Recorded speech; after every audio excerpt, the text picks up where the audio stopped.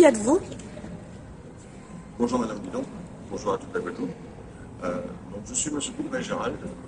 Moi, je suis originaire de Petit-Canal. J'ai fait toutes mes études primaires, une partie de mes études primaires à Petit-Canal, une autre partie en France hexagonale et le reste pratiquement globalement en France hexagonale.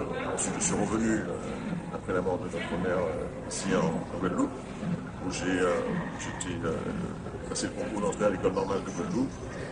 J'ai fait tout mon cursus secondaire à l'école normale, avec notamment un de mes copains de promotion qui s'appelle M. Victor Jean-Noël, sur lequel d'ailleurs on travaille sur un projet de grande envergure sur le nord de terre. Et ensuite, après mon service militaire, j'ai dû faire en France hexagonale. Comme tout jeune, très jeune, je cherchais donc du travail. Je n'ai pas voulu retourner à l'école normale, parce que je voulais absolument voir autre chose. Et après mon service militaire, je trouve que les grandes sociétés multinationales, comme France Télécom, cherchaient à l'époque des personnes qui avaient un certain niveau intellectuel. Il leur fallait passer des tests psychotechniques, voire plus, et les orienter dans certains secteurs. Et à l'époque, le secteur de l'informatique était à peine émergent. Mais ils m'ont fait passer des tests, et de ces tests, ils ont découvert que j'allais être très doué pour le métier d'ingénieur système, d'une part, et d'autre part, que je pourrais maîtriser un langage machine très proche du binaire qu'on appelle le schéma, General Electric Microwave Assembler Programme. Et tout de suite, ils m'ont fait faire une formation en 4e vitesse et m'ont envoyé aux États-Unis au Dartmouth College, où je suis resté pratiquement 1 an, parce qu'à l'époque, le Minitel était en train d'apparaître par la pied de France Télécom, et il pouvait absolument trouver quelqu'un qui soit capable de modifier un opérating système qu'ils avaient acheté par moi, un ordinateur justement central, ça dit CSS Exec, pour la confrérie dans le New Hampshire. Et donc j'étais là-bas et j'ai intégré donc, le cahier des charges qu'il fallait pour pouvoir réaliser le soft en langage machine pour cette dimension Minitel. En fait, ce qu'ils voulaient surtout, c'était arriver à faire en sorte que les modifications que j'allais pouvoir mettre en place allaient pouvoir leur permettre d'accueillir sur un même ordinateur central un maximum de Minitel connectés simultanément, ce qu'on appelait à l'époque du temps partagé. Et j'ai fait, je me rappelle encore, le code que j'ai implanté, c'est du code X29M chez les puristes doivent connaître, chez Transpac, pour les 25, et ainsi de suite. Ça s'est très très bien passé aux États-Unis. J'ai rencontré des gens extrêmement intéressants, dont parmi eux les professeurs Kemeny et Kurtz, qui étaient des anciens élèves ou amis d'Einstein. Et ils avaient la particularité d'avoir inventé l'un des premiers langages évolués au monde de l'époque, qui s'appelait le BASIC. Les Américains m'ont même proposé de rester, ce que évidemment je ne pouvais pas faire parce que mon épouse de l'époque ne voulait pas. Et je suis rentré en France hexagonale, notamment pour faire en sorte que les modifications que j'avais faites puissent être utilisées dans le cadre d'un sommet, qu'on appelle le sommet de Versailles, où le président Mitterrand et le président Carter devaient se rencontrer, et France Télécom avait installé un maximum de Minitel dans la salle en question, et logiquement, ça allait leur permettre de promouvoir le déploiement du Minitel au maximum. L'État français à l'époque m'avait réquisitionné pendant les 2-3 jours, un ou 2 jours avant et un 2 jours après, pour la manifestation, pour que s'il y avait eu un problème particulier, je puisse être disponible et opérationnel sur place et avancer. Tout de suite après ça, j'ai été nommé directeur de centre informatique de France Télécom. J'avais même pas 30 ans, j'avais 26 ans, je crois. Il y avait une centaine de personnes, parce que France Télécom à l'époque était organisé en grand centre informatique un peu partout en France. Et j'étais patron d'un de ces centres informatiques. Et ça s'est très bien passé. J'ai eu une bonne carrière qui se présentait à moi, jusqu'au jour où j'ai été, repéré par les gens du CEA, l'informatique du CEA, du commissariat à l'énergie atomique. Ils sont venus donc me voir pour me demander est-ce que je pouvais les aider à monter une société d'informatique de très très haut niveau, où des prestations de services, systèmes et réseaux, exploitation, des grands systèmes IBM, Bull, Digital Equipment Corporation, DEC et autres, et ainsi de suite. J'ai accepté. J'étais président directeur général de cette filiale du CEA, du commissariat à l'énergie atomique par acteur. Et sauf que au premier conseil d'administration, je leur avais dit qu'au bout de 3-4 ans, j'allais repartir en Guadeloupe, après avoir fait le travail qu'il fallait dans cette société, de manière à ce que je puisse voir dans quelle mesure mes connaissances informatiques de très haut niveau de l'époque pouvaient être utilisées dans d'autres domaines que l'informatique, mais en Guadeloupe et dans les Caraïbes en règle générale. Et juste avant la guerre du Golfe, j'ai revendu mes actions. Comme ça avait très bien marché, j'ai gagné pas mal d'argent, ce qui me permettait de financer ma démarche méthodologique de l'époque, qui était de voir dans quelle mesure je pouvais réaliser ce qu'on appelle la recherche-développement en haute technologie, appliquée au secteur essentiel pour une île qui veut se développer ou une île qui veut aller vers l'autonomie et l'indépendance, de l'énergie et de l'eau. Les circonstances et les événements ont fait que je travaillais pour l'eau avec une fille qui s'appelait Ketty Bastarou à l'époque, je travaillais pour l'informatique aussi avec Daniel Célestine Merlin, une fille qui était au conseil départemental, et pour le reste, pour tout ce qui concerne pour la partie au concours avec Ketty Bastarou de Veolia, c'est son nom, et surtout pour le volet énergie, j'étais assisté d'EDF, j'ai vu la naissance d'EDF SEI ici, système énergétique insulaire, et pour être dans l'opérationnel encore plus, je me suis rapproché d'EDF, j'ai présenté mon projet de recherche à EDF et à une autre société qui s'appelle Norilec Guadeloupe, qui est devenue ensuite Eiffage Antilles-Guyane. Et ce qui est intéressant, c'est que Norilec Guadeloupe était dirigé à l'époque par une pointueuse qui s'appelait M. Alain Domain, un ingénieur ENSAM, et Norilec Guadeloupe avait la particularité d'avoir eu pendant quelques années par marché, la maintenance de géothermie bouillante. Donc ce qui allait préfigurer un certain nombre de choses à venir. Et donc voilà comment j'ai fait, voilà mon parcours, qui je suis, en tout cas par rapport à mon parcours professionnel, et l'arrivée, je dirais, au début des années 2000, avec ce travail, ces travaux de recherche et développement appliqués à réaliser dans le secteur de l'énergie économique, que vous appelez aujourd'hui, et du développement durable. Là, on va parler de votre programme d'action de développement socio-politico-économique. Donc, en quoi consiste ce programme d'action? Et je suppose que c'est pour la Guadeloupe. Ah oui. Donc, en quoi consiste votre programme d'action de développement socio-politico-économique? Écoutez, avant de pouvoir répondre à cette question, il faut pouvoir parler de ce qui va permettre de faire en sorte que ce plan puisse avoir un maximum de chances de réussir.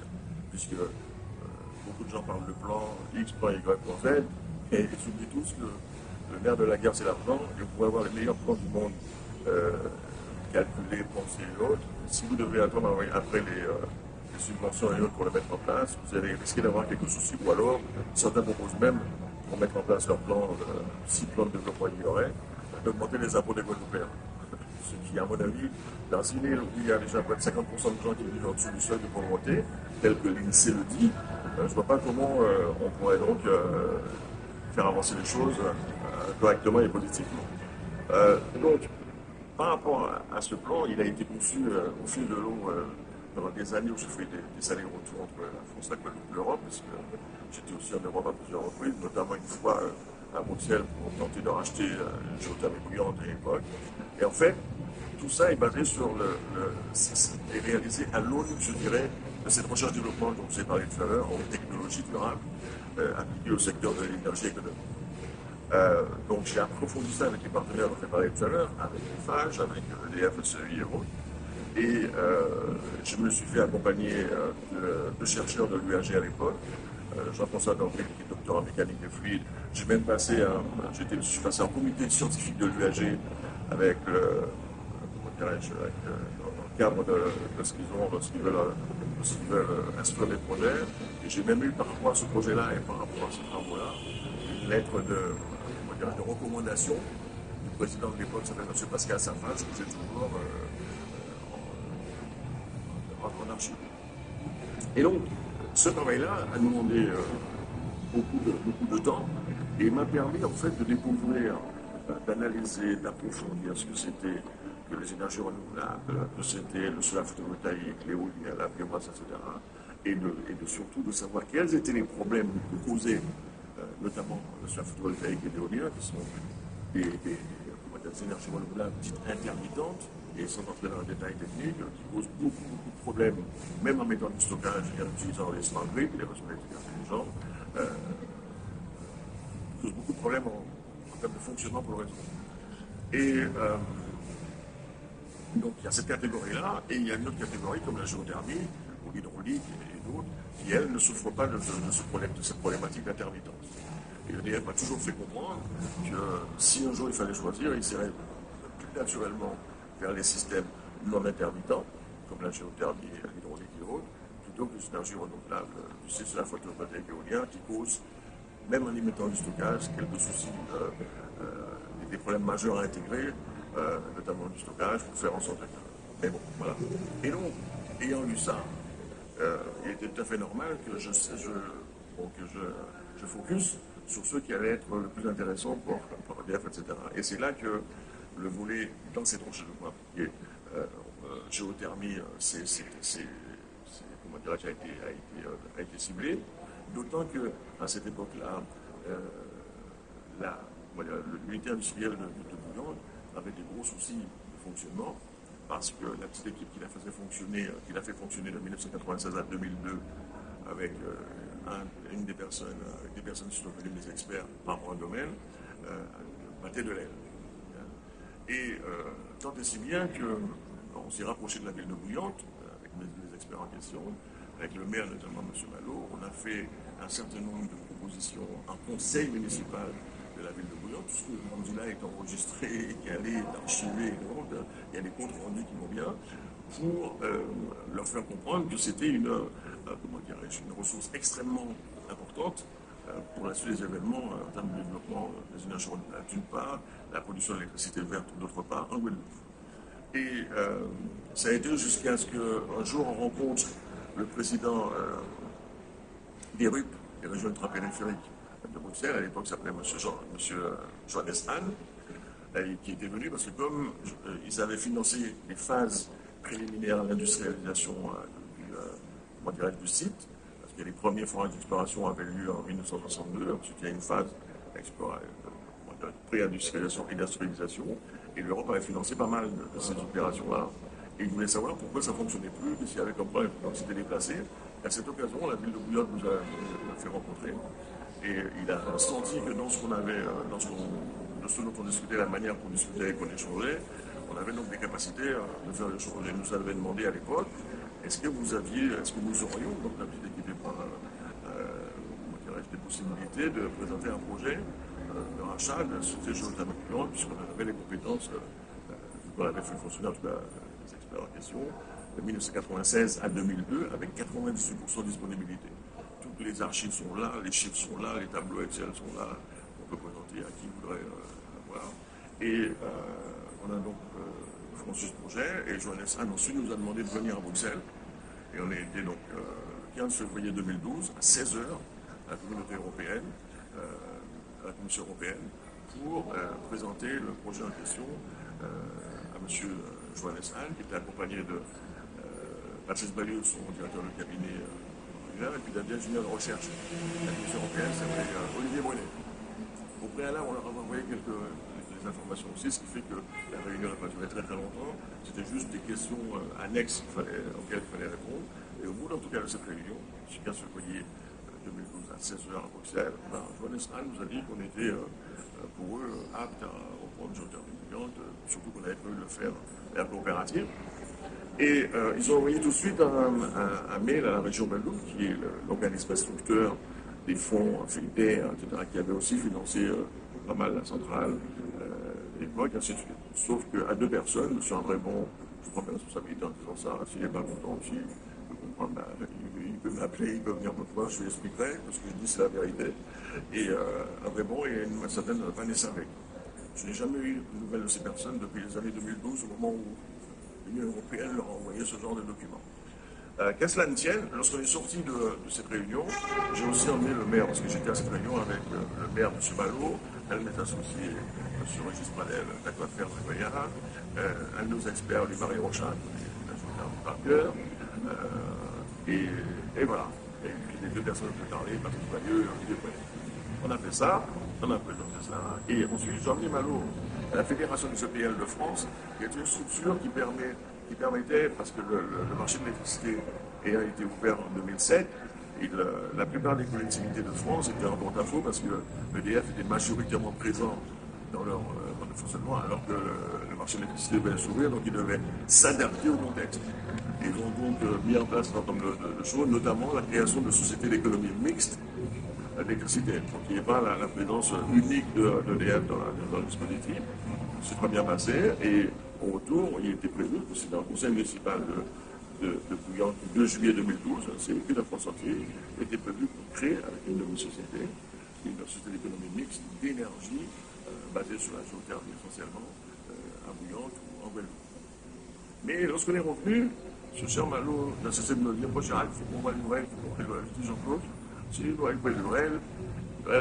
Noël qui a nommé ministre, donc ça va prendre du temps et l'État français, pour eux c'est urgent de savoir ce qu'ils vont faire de la géothermie parce qu'ils ne savent pas ce que c'est que la géothermie quand elle vit et en plus ils perdent de l'argent.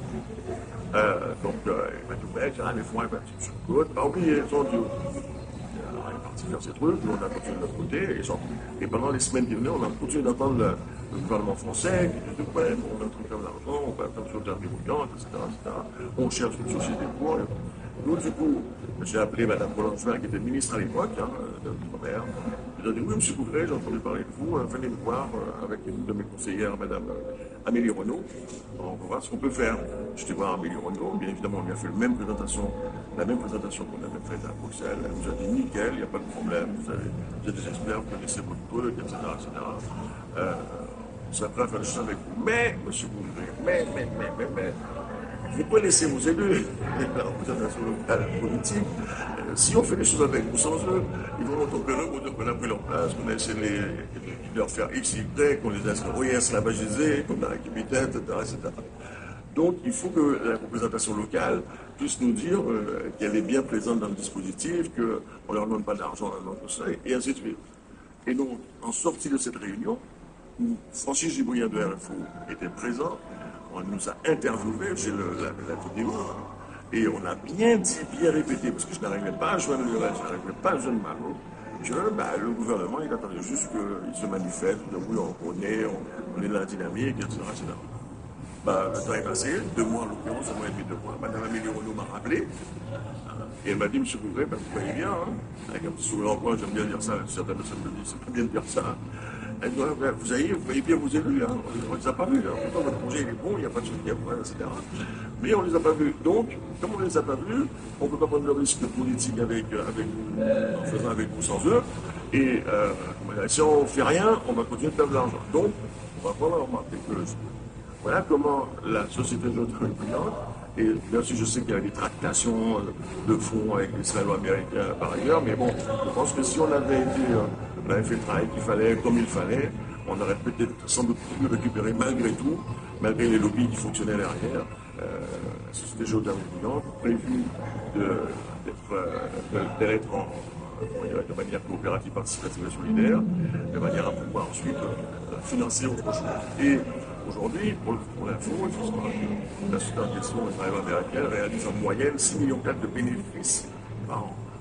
6,4 millions de bénéfices par an. Alors que la Guadeloupe a besoin, vous savez, de tout un tas de trucs à droite et à gauche, en termes socio-économiques. Et donc, c'est ce travail-là qui a été valorisé de cette manière-là et que j'ai continué d'approfondir, notamment pour, dans le domaine de la géothermie, voir jusqu'où on peut aller en termes de rentabilité, en termes de fonctionnement, en termes de trucs, et rentrer dans la dynamique de la géothermie 4e génération, qui peuvent peut-être extrêmement lucratives en termes de chiffre d'affaires et de bénéfices, et surtout ne génèrent pas de dégâts environnementaux dans le sous-sol. Puisque c'est un système, bon, ça rentre dans les détails techniques, qui fait que circuit primaire et secondaire, tout ça est en circuit fermé, fonctionne en circuit fermé, il n'y a pas d'injection d'eau, il n'y a pas de trou de vapeur, etc., etc. Tout fonctionne en circuit fermé. Voilà. Et donc, on a fait ce travail, on a approfondi tout ça, et dans la perspective du développement moyen, on dit que le bien de la guerre, c'est l'argent, on a demandé à EDF de nous donner leur point de vue sur la technologie. Parce que EDF, si vous voulez leur vendre de l'électricité et en tirer du chiffre d'affaires et du bénéfice, ben, il faut quand même qu'ils l'acceptent.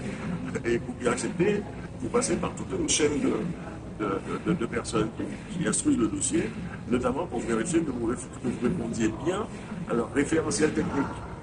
Ce qu'on a fait avec un polytechnicien qui s'appelait Laurent Capelli. Elle a analysé tout ça, on a fait des réunions et des réunions avec lui. Et à la fin du fin, DF nous a même fait, il nous a rédigé une lettre de recommandation, une LOI, lettre of interest. Et il nous a même préparé une forme de contrat qui nous a dit, bon ben voilà, on pourra travailler ça de manière plus approfondie dès lors que la PPE, la programmation pluriannuelle de l'énergie de Guadeloupe, sera publiée et où les chiffres nécessaires par rapport notamment à la géothermie, la production géothermale qu'ils attendent, eh ben, on puisse les intégrer, au moins une partie d'entre elles, dans ce contrat et voir avec la commission de régulation de l'énergie, ainsi de suite. Voilà où on en était. Et donc, dans ce cadre précis, on a fait cet approfondissement et on a pu donc élaborer les business plans, comment dirais-je, correspondant à l'exploitation de cette ressource géothermale en mode 4e génération.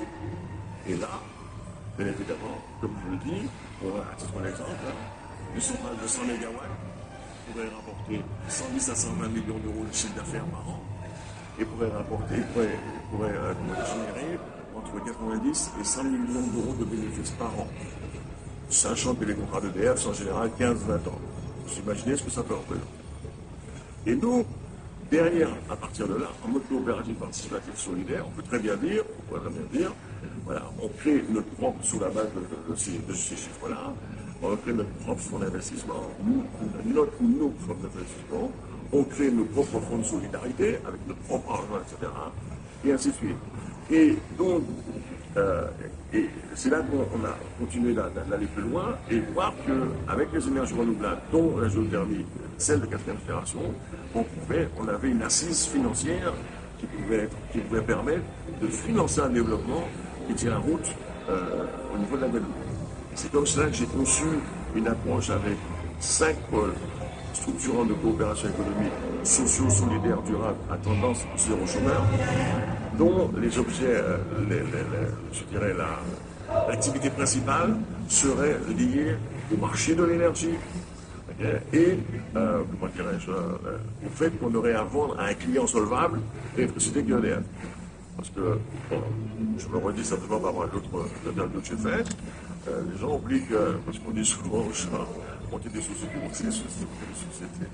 On oublie qu'une société, ça doit correspondre à un besoin, une idée de matériel, d'équipement, de service, je ne sais trop, un besoin par rapport à un ou plusieurs marchés, et surtout vérifier, les études qui vont bien, que la population qui est censée, la personne qui est censée acheter ce bien, ce service, cette prestation, ce matériel, etc., elle soit bien solvable.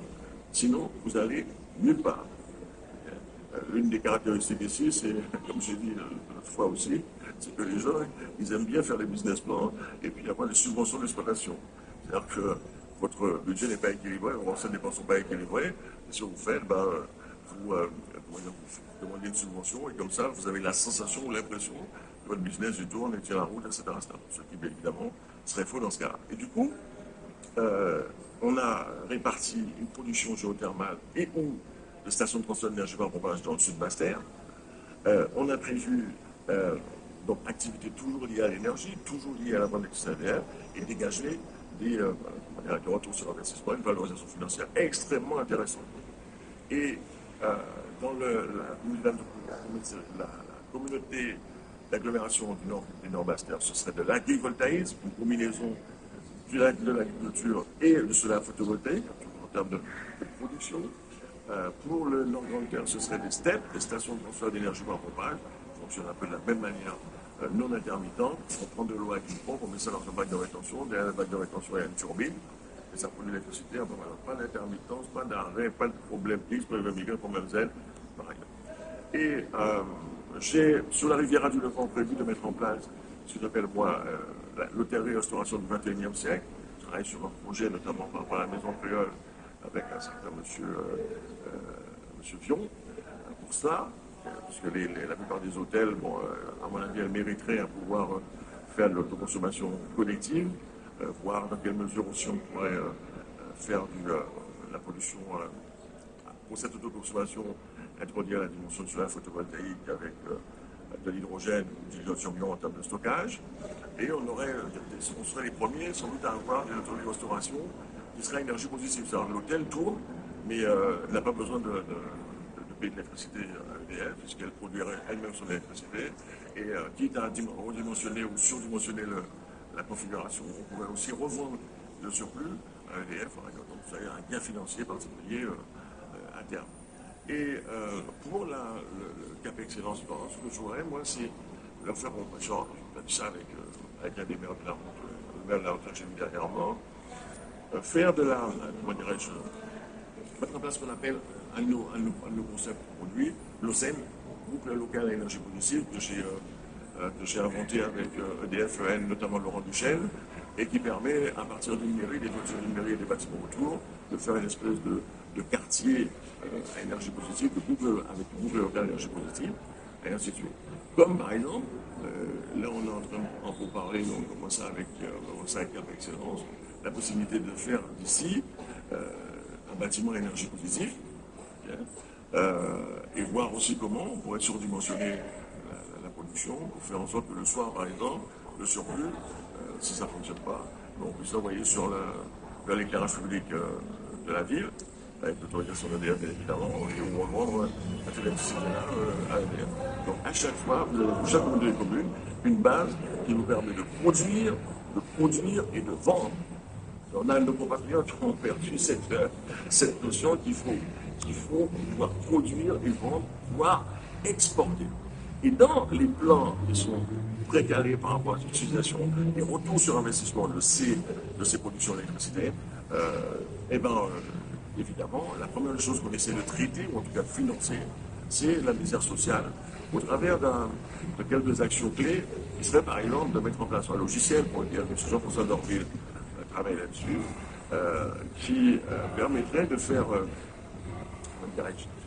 de faire en sorte qu'une personne qui est en difficulté, elle puisse disposer d'une carte prépayée, qui pourrait donc être abondée par les fonds d'investissement, les fonds de solidarité, de telle sorte qu'elle puisse la mettre au-dessus du pouvoir, au-dessus du seuil de pauvreté. Et ensuite, les cartes en question auraient la particularité de faire en sorte je suis originaire de Petit Canal, là, je suis partie de cette catégorie-là. J'ai une carte, il y a ce surplus d'argent qui me permet de. Et ben, j'ai besoin d'un 5 kilos de poisson, j'ai besoin d'un 5 kilos de poulet, j'ai besoin d'acheter des légumes. Et ben, je vais voir mon groupement de poissons, de pêcheurs, mon groupement d'éleveurs, mon groupement comment ça s'appelle, pêcheurs, agriculteurs et éleveurs. Et puis, ils ont les machines qui vont bien, les terminaux qui vont bien pour pouvoir réceptionner votre carte, vos achats. Mais par contre, vous ne pouvez pas prendre cette carte pour aller, par exemple, à Basse-Terre faire la même chose. Vous pouvez le faire dans la commune et la commune limitrophe avec les groupements qui vont bien, et ainsi de suite. Et vous ne pouvez pas non plus aller dans les grandes surfaces pour acheter plein de produits. Ce qui permet, indirectement, d'une part, de sortir les personnes dans le dessous du seuil de pauvreté, parce que je vous l'ai dit, si vous avez plein de gens qui sont sous le seuil de pauvreté, vous ne pouvez pas les payer un pays parce qu'ils n'ont pas d'argent pour payer. Ou alors ce sera des problèmes pas possibles. Et donc, moyennant un travail d'intérêt général, notamment dans les villages artisanaux qu'on va créer dans chaque commune de Guadeloupe, on va faire le tour de chaque commune de Guadeloupe. Après là, on va faire un petit canal, bientôt Lamentin, bientôt Moule, très probablement, si les instances, les gouvernances locales nous donnent l'autorisation finale pour informer la population de ces dispositifs, les mettre même en dynamique de fonctionnement, notamment par vos personnes de CCAS avec ces cartes-là, pour les préparer à ce que la Guadeloupe va devenir, lorsqu'elle aura monté ses centrales électriques, ses unités industrielles de production d'électricité, et bien évidemment avec l'électricité provenant de la géothermie, de l'hydrogène, et le retour sur investissement, comme je l'ai dit tout à l'heure, les fonds d'investissement, les fonds de solidarité devraient permettre d'aider, là encore, moyennant un travail d'intérêt général ou de formation, aux personnes qui sont en difficulté, d'avoir d'autres perspectives, d'autres moyens d'avancer de son sentier, plutôt que d'enchaîner des programmes d'insertion, derrière le programme d'insertion de CDD, un autre programme d'insertion encore CDD, etc. Or, un jeune ne peut pas, concevoir ou avoir une vie de famille en perspective, avec des CDD en permanence, et ainsi de suite. Voilà comment ces actions pourraient aider ce plan de développement socio-politico-économique de la Guadeloupe est calé et prépositionné, n'a pas besoin de subventions de X ou de Y, n'a pas besoin qu'on change de statut, n'a pas besoin qu'on fasse assemblée unique, etc. Moi, je dis que avant tout ça, ou simultanément à tout ça, il faut que le Guadeloupéen puisse vivre, manger, boire et avoir sa sensation de bien-être pour pouvoir comprendre le reste.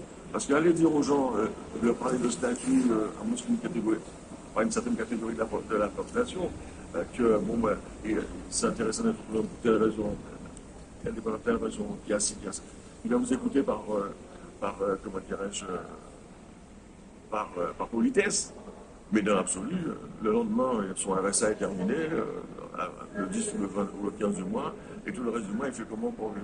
Bah, il ne va pas venir pour moi, il ne va pas venir pour écouter la deuxième partie du mois, parce qu'il aura faim, il aura d'autres problèmes à gérer. Donc, alors que dans le cas contraire, il sera beaucoup plus facile, beaucoup plus simple, beaucoup plus intéressant de leur parler de ce genre de choses, et qu'ils les comprennent, et surtout qu'ils puissent s'y impliquer. Parce que forcer les gens, payer les gens pour aller dans un sens de décision politique, pour moi, c'est une aberration, une hérésie. Voilà. D'accord, mais en fait, lorsque vous m'avez répondu, vous avez un peu répondu à la question ou l'affirmation sur la genèse du projet. Vous avez expliqué du début jusqu'à la fin. Mais là, j'aimerais comprendre concrètement tout ce que vous avez dit en 25 minutes à peu près. Là, concrètement, en 2022, à quelle étape vous êtes de votre programme d'action? D'accord. Là, actuellement. Alors, déjà, la centrale dont j'ai parlé tout à l'heure de 100 MW, comme vous le savez, chaque centrale, ça nécessite un projet. Le projet a été déposé le 31 mai dernier à la préfecture de Guadeloupe pour demander l'autorisation de forage. L'une des sociétés qui doit participer à l'exploitation de cette société, la société civile, représentée dans une SCIC, dans une société coopérative d'intérêt collectif, d'utilité sociale et solidaire, qui s'appelle KNRS, qui est en train de se créer là, maintenant, et devrait pour moi, elle est déjà créée. Et elle intègre un maximum de Guadeloupéens, parce qu'on fait le travail d'information, pour qu'elles puissent avoir l'opportunité de rentrer dans cette société coopérative, moyennant à minima un euro. Si elle peut mettre 5, 10, 20, 30, 50 000, ça va tant mieux, ainsi de suite. Et cette société coopérative, par exemple, va travailler à ce que ici, comme j'ai dit tout à l'heure, concrètement, la semaine prochaine, je vais appeler à M. Terval, je crois, s'occupe de ce bâtiment, enfin, qui est censé s'occupe de ce bâtiment à Cap-Excellence, pour lui dire, voilà, on a un projet de valorisation de l'énergie solaire avec stockage, pas d'hydrogène ou lithium sur le centre d'État. Est-ce que ce projet peut s'inscrire dans ce que vous avez déjà prévu de faire en complément, ou comment ça peut se passer, comment on pourrait faire un partenariat, etc. Avec comme ça, on peut démarrer comme ça. Le bâtiment peut gagner de l'argent déjà économisé parce qu'elle produit eux-mêmes ce qu'ils consomment, et d'autre part, avoir la possibilité, en termes si on surdimensionne la configuration, de vendre l'électricité à EDF et en passant par l'éclairage public et des trucs comme ça. Et à terme, faire en sorte peut-être que tout Mourtenol puisse devenir énergie positive. Et ça, c'est possible également aujourd'hui, ce qu'on appelle l'autoconsommation collective. On peut se mettre d'accord avec, il va falloir voir les propriétaires des bâtiments, etc., pour y mettre de cela photovoltaïque et faire tout un ensemble avec ça qui fonctionne dans le cadre du concept BLOSEN, local énergie positive. Voilà, on en est là exactement. On prévoit évidemment là-dessus d'être présent sur d'utiliser la Commission nationale de débat public. On est déjà écrit. C'est une commission qui est chargée en France, une commission indépendante, qui est chargée sur les territoires, enfin sur chaque territoire, de sélectionner des personnes sur le territoire, mais d'origine diverses et variées, quelle que soit leur classe sociale, de les former à un enjeu de développement de l'activité économique sur leur territoire. Et ensuite, après cette formation, que les personnes soient capables de dire effectivement l'activité qui va être mise sur le territoire va être intéressante pour eux, pour tel état. Non, elle ne va pas l'être. Donc, cas, les porteurs de projets seront obligés de trouver les formules pour faire en sorte que la population du territoire puisse participer peu ou peu à ce qui va se mettre en place en termes de développement de l'activité sur le territoire. avec bien évidemment un point d'ordre pour nous, qui va être celui de participer au Salon des maires de la fin de l'année, pour présenter tout cela, notamment la capacité, ça c'est complètement incroyable, du fait qu'on va produire donc de l'électricité à bas coût, dans des conditions extrêmement intéressantes d'un point de vue durabilité et autres, comme je vous l'ai dit, on va pouvoir produire de l'hydrogène à partir de ces ressources-là. Un hydrogène qui sera dans les kilos, seront parmi les moins chers au monde, et de surcroît vert, pas moitié vert ou pas vert, ils sont totalement verts. Et on va pouvoir, après l'avoir liquéfié à moins de 152 degrés Celsius, exporter via des tankers spécialisés que les Japonais ont mis au point à n'importe quel pays au monde. Nous sommes déjà en discussion et en parler avec le gouvernement allemand, avec le gouvernement japonais et autres. Et la Guadeloupe se trouve potentiellement en position de pouvoir exporter ce qu'elle va pouvoir produire au travers de sa géothermie et de ce transformation en pompage et autres vers le monde entier. Donc vous parlez d'exportation dans le monde entier. Donc quels sont les principaux enjeux et les avantages de la géothermie de 4e génération et la production d'hydrogène? C'est quoi les enjeux pour les deux et c'est quoi les avantages pour les Guadeloupéens? Ah oui, comme je l'ai dit tout à l'heure, les besoins au monde en matière d'hydrogène, vous allez sur H2 Mobile, vous allez voir toutes les applications possibles et imaginables qui vont être mises en œuvre à partir de l'utilisation de l'hydrogène, notamment l'hydrogène vert. Et nous, on a cette particularité, comme la géothermie qui va permettre de faire l'électricité, elle est verte, c'est-à-dire qu'elle n'est pas carbonée, elle va nous permettre de sortir de l'hydrogène vert et de vendre cet hydrogène à un prix, d'avoir un prix de revient de ce kilo d'hydrogène qui va être en dessous de 2 €, voire moins, ce qui va nous permettre d'avoir des prix de vente hyper concurrentiels par rapport à n'importe quel pays, n'importe quel autre, etc. Et comme ces ressources-là génèrent, je le dis par mon business plan, des millions et des millions et des millions d'euros de bénéfices, on va pouvoir faire en sorte de les intégrer dans les flux financiers propres à la Guadeloupe, par exemple, au niveau des véhicules. Comme on a la ressource, il y a des véhicules à hydrogène,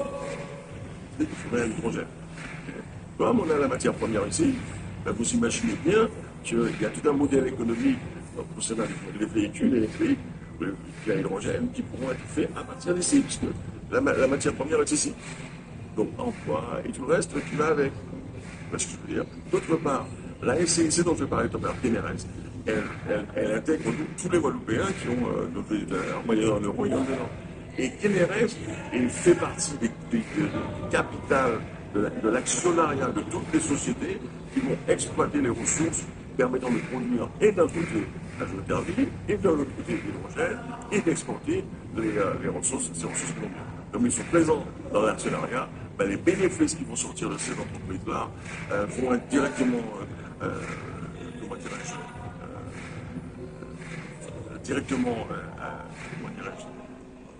bénéficier. Les Guadeloupéens vont en bénéficier parce qu'ils sont actionnaires de la SCIC. Donc, si les Guadeloupéens peuvent en bénéficier, on peut dire que, vous allez essayer de me faire comprendre et de résumer, les retombées sont aussi bien économiques, sociales, l'emploi, etc., et la formation. Donc, les retombées sont... Enfin, décrivez-moi quels sont les différents types de retombées qu'on pourrait avoir avec ça pour les Guadeloupéens. Alors, déjà, les retombées, c'est au niveau des emplois. Alors, des emplois directs et indirects. Il faut que vous sachiez que autour de ces parties, géothermie, agrivoltaïsme et STEP, dans le terre, moi j'avais travaillé sur une centaine de projets, autres que celle de la géothermie, pour lesquels les élèves ingénieurs de l'UAG ont été sollicités au signé un contrat confidentiel pour développer ces activités-là après avoir fait des études de faisabilité. Donc, des emplois possibles au niveau de ces activités connexes à celles de la géothermie et de l'hydrogène. La possibilité aussi fiscalement, aujourd'hui, une commune, souvent, aujourd'hui toutes les communes sont endettées, ont des tas de problèmes, etc. rien ne nous empêche de prévoir, puisqu'on aura des fonds d'investissement qui vont bien. Et comme ça vient de nos produits qu'on vend, c'est pas une subvention, c'est pas un truc qu'on a, bref, etc. C'est un truc sain. Vous avez produit, vous avez vendu, les bénéfices, vous faites ce que vous voulez. On pourra voir dans quelle mesure, sur quelle base, les collectivités ou les mairies, etc., au lieu d'avoir augmenté le foncier, au lieu d'avoir entré dans un petit schéma pas possible, qui mettent les Guadeloupéens quasiment à la porte de chez eux, parce que beaucoup ne peuvent pas payer le foncier, ne savent même pas qu'il faut régulariser la capacité sur conteneur, etc., etc. Par exemple, l'une des idées qui serait intéressante de ce moment-là, c'est de voir comment on peut régulariser tous les Guadeloupéens qui ont des problèmes de foncier. Parce qu'un jour ou l'autre, ça va leur tomber dessus. Et faire en sorte qu'une espèce de grand référendum ou de prendre une demande aux Guadeloupéens, savoir est-ce que vous êtes bien avec votre foncier ou pas. Si vous ne l'êtes pas, faites-nous le savoir et nous, on organise ce qu'il faut par rapport à la possession conteneur pour que vous ne perdiez pas votre foncier. Parce qu'aujourd'hui, par exemple, les familles qui sont en difficulté, qu'est-ce qu'elles font? Elles vendent leur terrain parce qu'elles ont besoin d'argent. Elles n'ont pas suffisamment de pouvoir d'achat. Parce que vous savez, avec l'inflation en plus, il y a des gros problèmes qui nous attendent devant nous. Eh bien, toutes ces personnes-là pourraient penser autrement leur possession, leur patrimoine, avec les questions qu'ils ont, voir dans quelle mesure on pourra les aider à évaluer ce patrimoine, les aider s'ils n'ont pas encore les papiers, s'ils n'ont pas encore fait à le faire, pour éviter une déperdition de ce foncier qui, de toute manière, va être un problème crucial, mais alors crucial, parce que les gens, ils ne peuvent pas payer le foncier, on ne peut pas payer, on envoie les huissiers, les huissiers, etc. On vous exproprie, et c'est fini, comme ceux des éoliennes, pour les gens qui veulent mettre des éoliennes du côté de Petit Canal avec des problèmes qui vont bien. Donc, voilà quelques exemples dans lesquels les choses peuvent se prouver. Quand on abonde les fonds d'investissement, ça veut dire que tous les jeunes Guadeloupéens qui vont avoir un projet, quelle que soit l'agglomération, ils vont pouvoir compter sur une structure qui ne dépend pas de X ou de Y ou de Z et qui est capable de les aider à appréhender leur projet, quel qu'il soit, et à les aider à les financer, dès lors que ce serait révélé pertinente comme activité à développer dans un contexte complètement différent et complémentaire à ce que la région fait, mais de manière encore plus améliorée et optimale. D'accord. Là, j'aurais aimé comprendre, dans ce projet, il y a la société Keneres, qui est déjà, qui existe déjà. Qui est en train d'exister là, à l'instant. Qui est en train d'exister à l'instant, d'accord. Mais pour ce programme d'action qui est assez vaste et qui concerne tous les Guadeloupéens, on a compris que Keneser, les Guadeloupéens pourront y participer moyennant 1 euro. C'est bien ça. Donc, mais autour de ce grand programme d'action, quels sont les acteurs principaux, les principaux acteurs et les partenaires? Parce que vous avez parlé d'EDF. Oui. Ça, j'ai compris que c'est un contrat. Enfin, expliquez. Tout ce qu'on a l'habitude de faire au niveau des énergies renouvelables en termes d'aide, de soutien et autres, on va pouvoir continuer de le faire. Au niveau des aides de l'État, des aides d'EDF, des aides d'ISRA. Sauf qu'il y a la différence près. On n'attendra pas après. C'est-à-dire que aujourd'hui, vous savez bien, la France, quand on est dans un certain schéma de problèmes avec son endettement, avec plein de choses, l'inflation, etc. Donc ça ne va pas se simplifier. Et ça aura forcément des répercussions sur la Guadeloupe, sur plein de choses. Nous, ce qu'on dit, c'est qu'à partir du moment où on va disposer de nos propres ressources, nos propres entrées d'argent, parce que l'EDF n'a pas de problème d'argent, sauf pour évidemment capitaliser pour les raisons qu'on sait, mais ils sont déjà dans cette dynamique-là, et ainsi de suite. Donc, à partir du moment où vous avez cette possibilité-là de gains financiers, tout devient beaucoup plus simple pour vous. Tout dans votre vie de tous les jours, dans votre vie, votre rapport par rapport au business, votre rapport par rapport à l'élaboration de projets, etc., etc. Et même, on a même commencé à développer le partenariat concret avec les îles de la Présidente, notamment avec la Dominique. On travaille déjà avec une ONG dominicaine qui s'appelle le Portsmouth Watch Foundation, avec Adenoa Douglas, pour tout ce qui concerne Adenoa Douglas, c'est géothermicien, électricien. En plus, c'est l'ancien maire de Portsmouth. Donc, tout ça, et je veux dire que l'un des éléments les plus importants là-dedans, c'est mon espère pour progresser, c'est que nos compatriotes apprennent ce que c'est qu'une assemblée générale.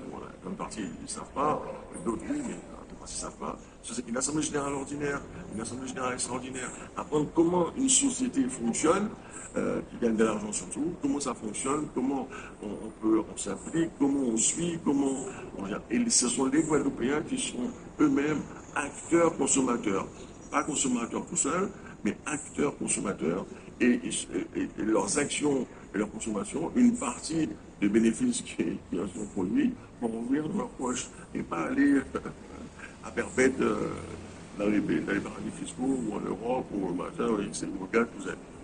Voilà.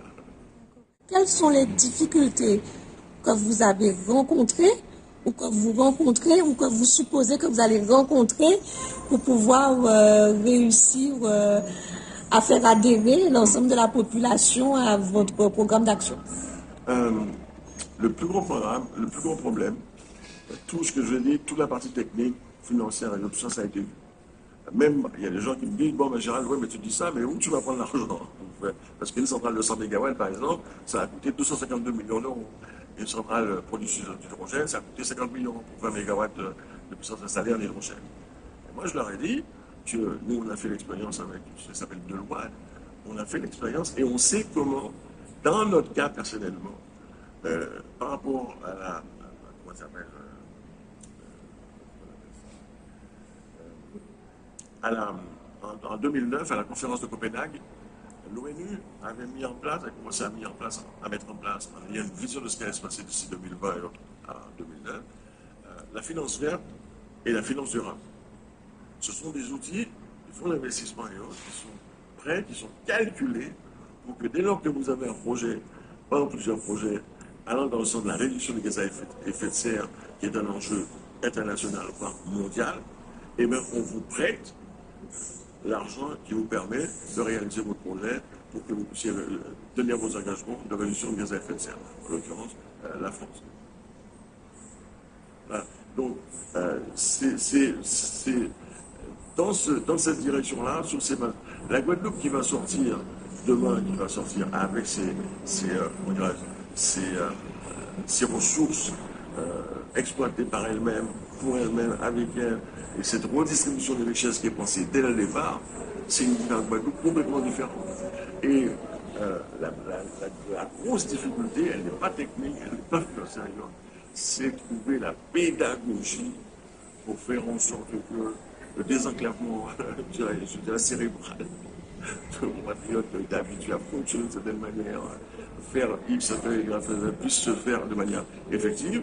Et c'est pour ça que, par exemple, tous les exemples dont on pourra prouver, qu'ils pourront voir, qu'ils pourront toucher, vont être intéressants à mettre en œuvre, parce qu'ils vont pouvoir voir comment ça fonctionne. Par exemple, une mairie, on met en place l'OCEL, le local énergie positive, on pourra mettre un tableau ou un ordinateur pour dire aux gens, voilà ce que ça coûtait avant, voilà ce que ça coûte maintenant, et voilà ce que ça nous rapporte, ce que ça nous rapporte aujourd'hui.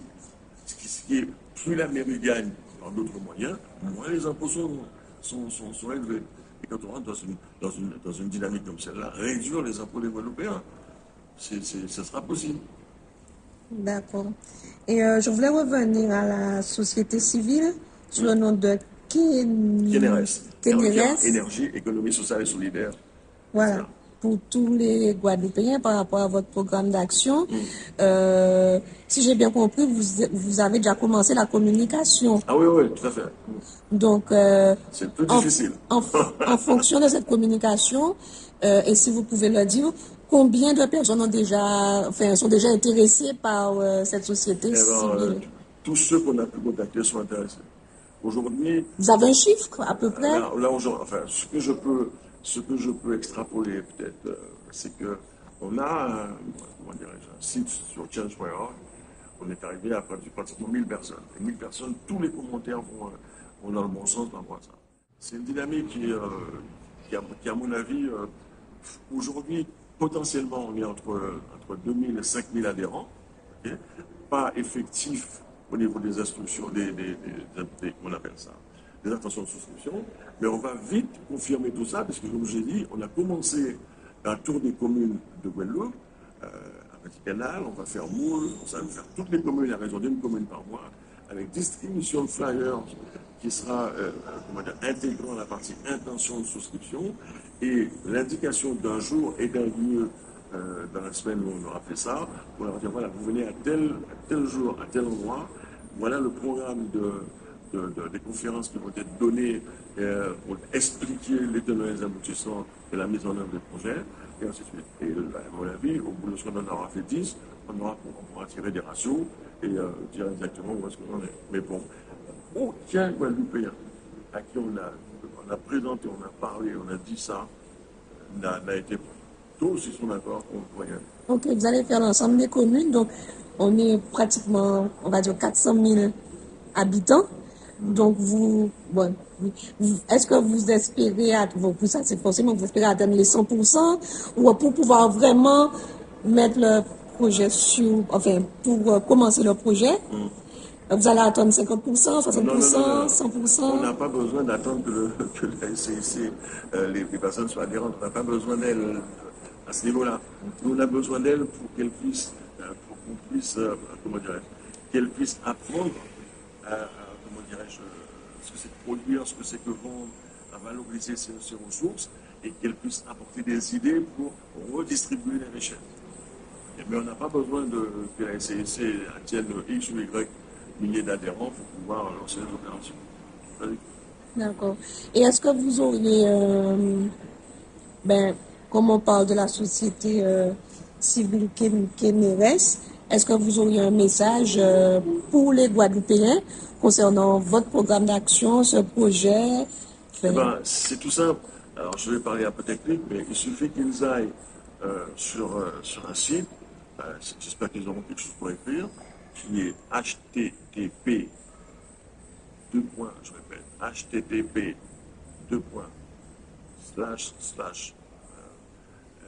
c en minuscule chng.it,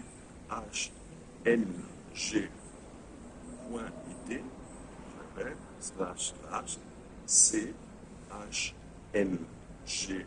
chng.it slash 6464, le chiffre 6, le chiffre 4, petit r, donc R minuscule, B majuscule, N majuscule, Z majuscule, le chiffre 9, je répète, 6, 4, petit r, B majuscule, N majuscule, Z majuscule, le chiffre 9, la lettre Q majuscule, la lettre N majuscule et la lettre petit b minuscule pour terminer. Q majuscule, N majuscule, petit b majuscule.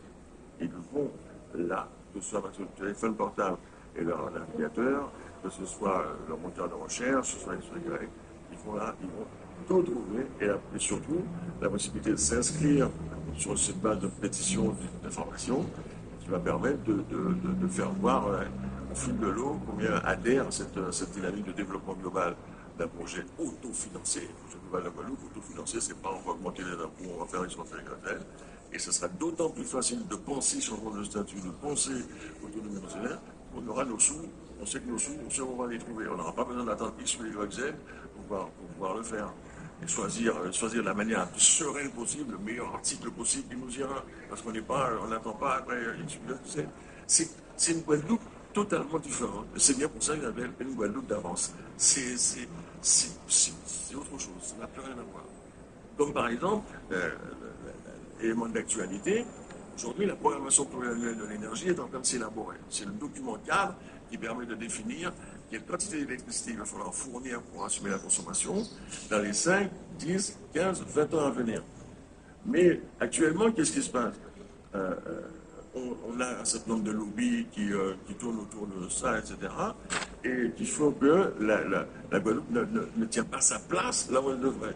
Aujourd'hui, je dis, la société civile se met en dynamique, va voir le conseil régional de Guadeloupe et dit voilà, la Guadeloupe, elle veut de la géothermie dans le sud-Est-Terre, elle veut de l'agrivoltaïsme dans le nord-Est-Terre, elle veut des steppes dans le nord-Est-Terre.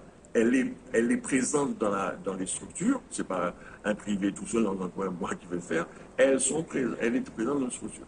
Voilà ce qu'elle veut, et voilà ce qu'elle voudrait, qui est dans la PPE de Guadeloupe, avant qu'elle ne soit publiée définitivement, et avant qu'il y ait un décret qui sorte avec des choses qui seront encore dans les mains j'ai rien contre les multinationales, hein, ok, mais bon, les choses se sont déroulées comme se sont déroulées. Aujourd'hui, c'est la Guadeloupe qui doit avoir, en face de la consommation dont on va avoir besoin, notamment avec la 5G, d'ici quelques années ou d'ici quelques mois, on va avoir des besoins en production d'électricité.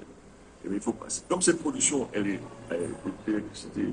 génère des revenus, elle génère du chiffre d'affaires, des bénéfices, il faut que un maximum de cette production soit faite, ce qu'on propose nous, ce qu'on a dit à M. Chalus le 13 juillet dernier, et par ailleurs, c'est qu'il faut créer une société d'économie mixte dans laquelle la région dit, voilà, nous, les trois quarts de ce qui va être, dont on va avoir besoin pour produire, ça génère de l'argent, la Guadeloupe a des difficultés, donc nous, on met ce qu'il faut pour faire en sorte qu'on exploite nos ressources nous-mêmes et on gère nos ressources et ainsi de suite.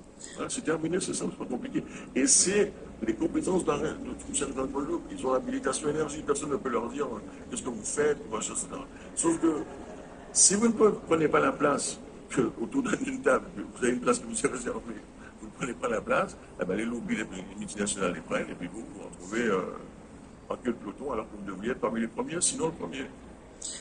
On parle beaucoup depuis quelques années d'autosuffisance alimentaire. Oui. Et là, en vous écoutant parler, c'est l'autosuffisance par rapport aux énergies naturelles.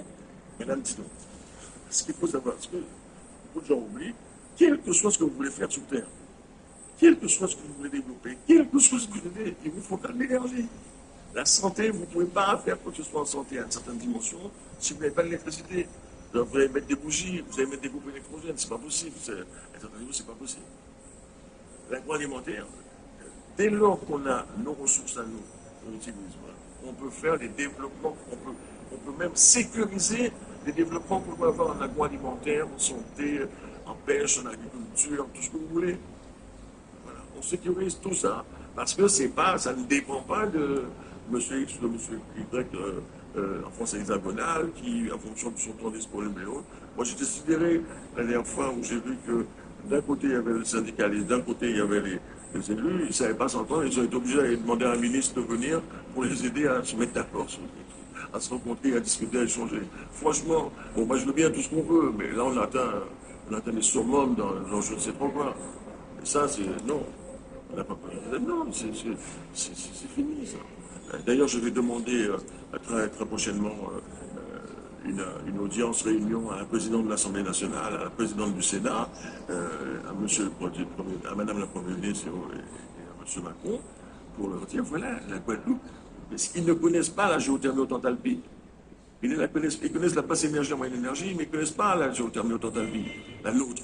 Parce que la seule centrale qui avait une certaine importance, c'est à Bouillante, même s'il y avait une petite centrale qui existe toujours avec sur la Graffe, du côté de Sousse-la-Forêt, du côté de Strasbourg, ils ne la connaissent pas. Donc il faut leur apprendre, voilà ce que c'est que la chose, voilà ce que nous, on en fait, on peut en faire. Alors ne sortez pas des décrets ou des arrêtés ou des ordonnances X ou Y parce que vous avez fait le choix du nucléaire, parce que sinon, peut-être que ça va nous bloquer.